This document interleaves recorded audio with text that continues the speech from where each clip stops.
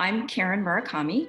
My pronouns are she, her, hers, and currently living in Torrance, California, Southern California. Hello, my name is Glenn Murakami. My pronouns are he, him, his. Our Christian denomination is United Methodist.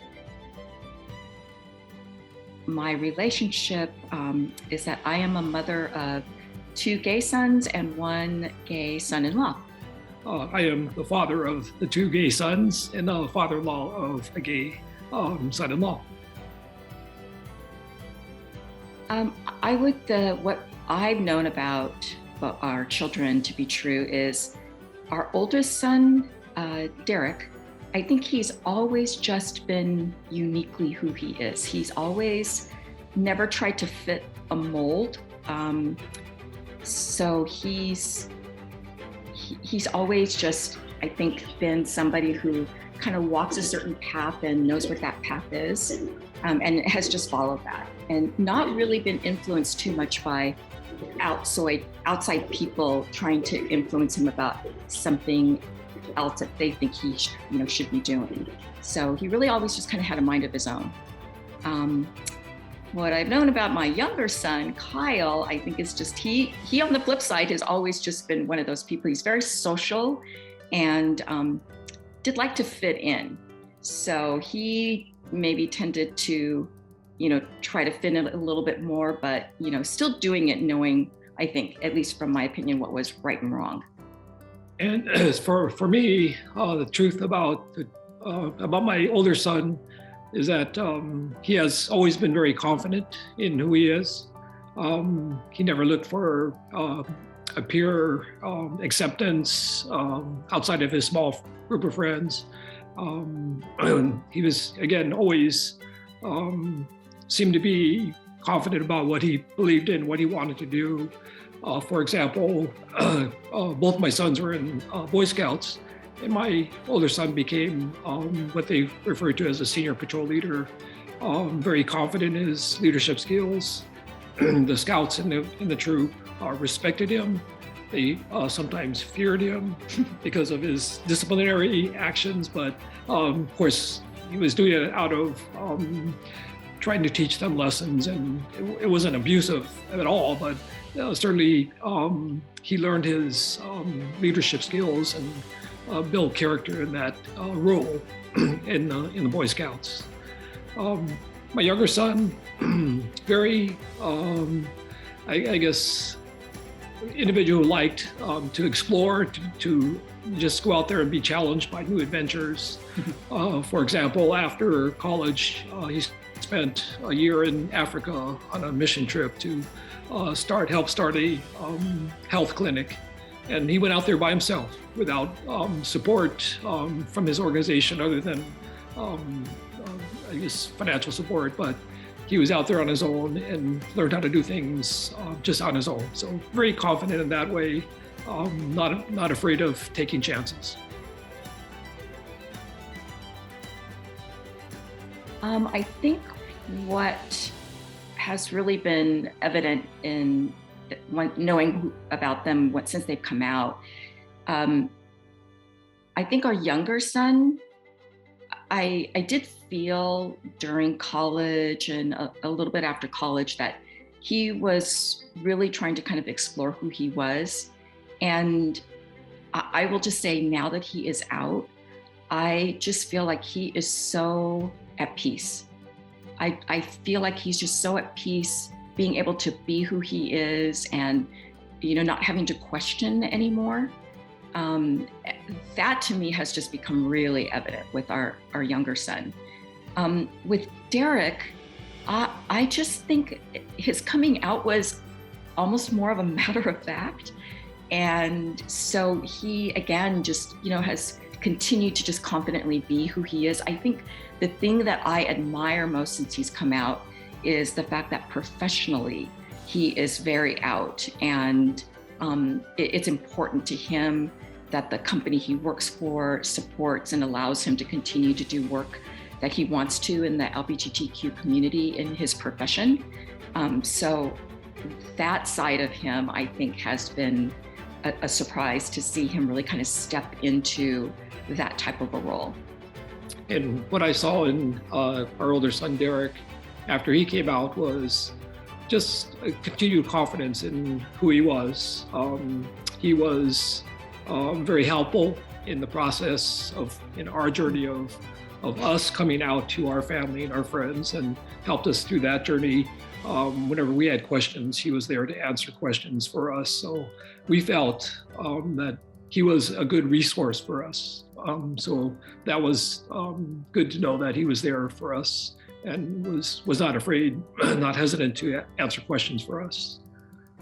For Kyle, I think, as Karen mentioned, just being at peace that he was out, that he didn't have to pretend he was somebody else who wasn't. So he was able to be authentic in his identity, and no longer afraid to let friends, family, so forth know who he was. Well, Kyle, I guess the way that we reacted when our boys came out, Kyle, our younger son, actually came out first. It was in November of 2013.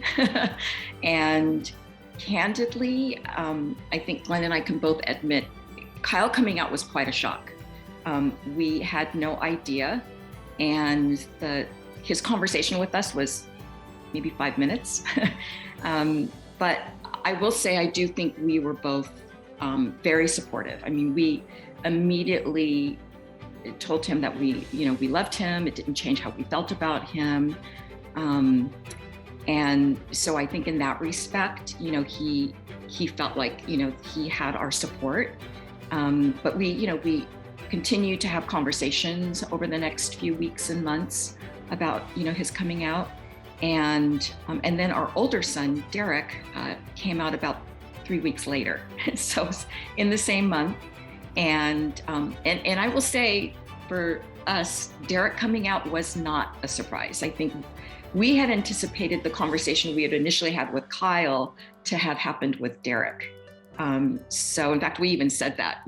After Kyle came out, we both kind of looked at each other, and it was such a surprise. And we had said, if that were Derek, it wouldn't have been so shocking. But I think, so same thing, for Derek coming out, it wasn't a surprise. I think we had thought, that he might be gay, but we were just waiting for him to share that with us. So, but same, he knew we were very accepting and loving, and didn't change how we felt about him. And I would agree with everything Karen shared about the boys coming out. I was in shock when Kyle came out to us. As Karen said, it was a very brief conversation in our church parking lot after an event. And as we drove home that evening, it was just, again, we're just, trying to adjust to what he had shared with us. And so we had, it took a while for us to start asking questions of each other first, then of Kyle. And as she shared, Derek coming out was not a surprise to me and to us. And it was a very natural process that when he came out, it was just an affirmation of what we thought. I think our Christian beliefs impacted us differently. I actually grew up Buddhist. And so I converted before Glenn and I got married. It's not that, we didn't attend, Christian Church, United Methodist Church from the time we got married and as our boys were growing up. But I think for me, it was much easier. I mean, I really just immediately took the perspective that God loves everybody. And so, at least for me personally, I don't feel like I dealt with a lot of conflict about just believing that God loved my boys. And it didn't matter that they were gay. I do believe that was a bit different for Glenn. Mm-hmm. As I had shared, I'm a pastor's kid, so my Christian beliefs over all these years made it difficult for me to first accept. Yes, first I was I was a father who loved his sons, so that became the priority. But I had to struggle with my Christian beliefs that I had not fully believed, but I had heard in the church that being gay was a sin, and that part of my upbringing had to be relearned, and ultimately, full circle, learned that God loves all his children regardless of their identity and who they love. So that took some time. It was a 2 or 3 year process before I came to that full circle. I think how we support our kids today is we still very openly, talk to them about their lives and, what's going on with them. I think as Glenn mentioned, one of the blessings that actually we have is Derek, our older son, is so educated in the LGBTQ community. And so I think as, things change, terminology changes, we're constantly trying to keep ourselves educated. So I think the plus side for us is that we have somebody like Derek who's been such a great resource and is always willing to have a conversation. But I think the other piece of it too is that at least we both have felt it's just so important to be advocates for our sons. So we've been doing a lot of, volunteer work, advocacy work in this area. And it's just been really important to us to, kind of share our story and, talk to people. And I think especially in the Christian community where it can be so hurtful. And it was for our younger son. Being in the church was a very hurtful experience when he came out. So I think it's just, for me too, as a mother, it's just, kind of put more fire in me to, be there to support him and to help, maybe push the Christian church in a different direction of being more accepting. As Karen had mentioned, what we have done since the boys came out to support them is our work in the community to share our stories, especially in the Asian Pacific Islander community. Excuse me. The biggest element that we had to face was the element of shame. In the Asian community, we don't talk about our problems, our issues. We try to hide them. And if it's not widely accepted issue, then the element of shame comes up. So we had to force our way through that and share our stories so that other parents, other individuals would not be afraid of sharing their stories. So we, at our local church, started a parent support group, and we had a presentation to the congregation of sharing our stories. There was 7 or 8 couples who shared their stories, individuals, and we're just more than pleased to see that there was a large outpouring of love and acceptance from our sharing. So that has been a pleasant journey for us. And from that experience, we helped form a support group called Open Arms at our local church. And since our absence in Texas, our older son, Derek, took over that group to help keep it going. During the pandemic, it's been challenging, and now that we're back in Southern California, we hope to, reinvigorate that group, reorganize it, and get it going again. The most important thing to me is to have conversation. I think it's so important. I believe in most cases that I've seen, I think people are afraid of what they don't know.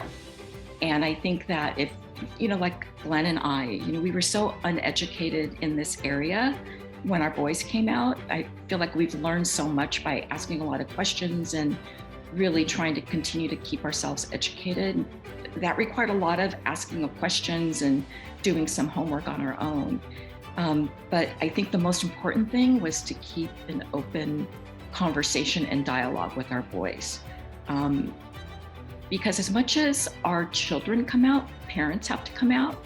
And I know it's not easy for all parents. We were very fortunate, I think, that we were very accepting from the beginning, but we do know that's not the case for all families. And sometimes it's that initial rejection, and then the closing of the door and the conversations don't happen. And I just believe that it's been important for us in our journey to continue to just keep having this conversation. And it's been going on since the boys came out, and we continually talk about different things. And we've just been very, very fortunate that they both also have been very supportive of us doing this advocacy work. We did ask their permission, because when we share our story, we're sharing their story. And we just wanted to make sure that they were okay with that. But I think for me, it's really just about keeping the door open and believing that there's hope. I mean, I have seen some people that we've met through this process where their families have rejected them in the beginning, but the child's kind of kept that door open and kind of that light of hope, and they're starting to walk back in, and I think that's amazing. What I would say to a parent who's struggling with this, with their child coming out, is first just to love their child. That's your primary responsibility, is to love your child unconditionally, whoever they are and whatever their identity is. Love them, and then, as Karen had touched on, is to get answers to your questions. Talk to your child, talk to other parents, perhaps other experts who have gone through this process, who might have the information and answers to your questions. I read many books, I attended workshops and seminars, talked to people, and most importantly, we connected with somebody who we consider to be a mentor, who helped us through this journey, somebody who has a trans child. And that was probably the most important connection or relationship we have developed, is to have a mentor who could help us through this journey. I just think that for me, I've come to a place of realizing everybody's journey is different, and how they process through their journey is going to be different. And so I think we've tried to be deliberate of not telling people to do it a certain way, but to try to be supportive, and especially in the Christian community, to help them to realize that, God created our sons in His image, and He does love all His children.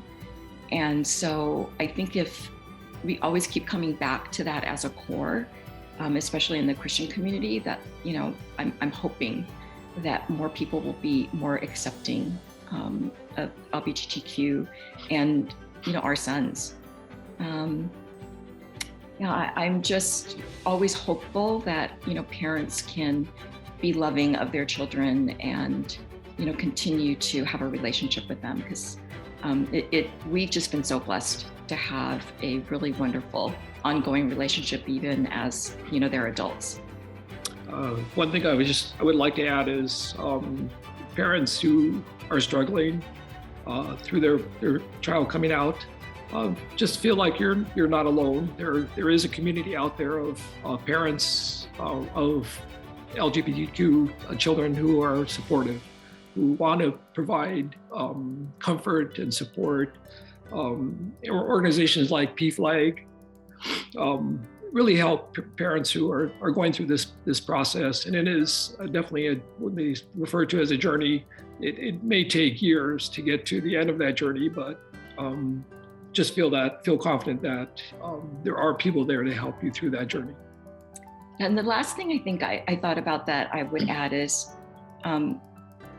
there is a grieving process. I think when our boys first came out, I didn't realize it, but our older son had told our younger son that, you're going to have to allow mom and dad to grieve the life that they thought we were going to have. And as much as I didn't think I was going to do that, I did. I didn't realize it at the time, but in retrospect and kind of reflecting back, I do think we did grieve a few things, in the process of what we thought, we were going to have with them. But, I think on the other side of all of that, the life and, the wonderful life that they have for themselves, I mean, we couldn't be more blessed. So, we feel like this has been a really special journey.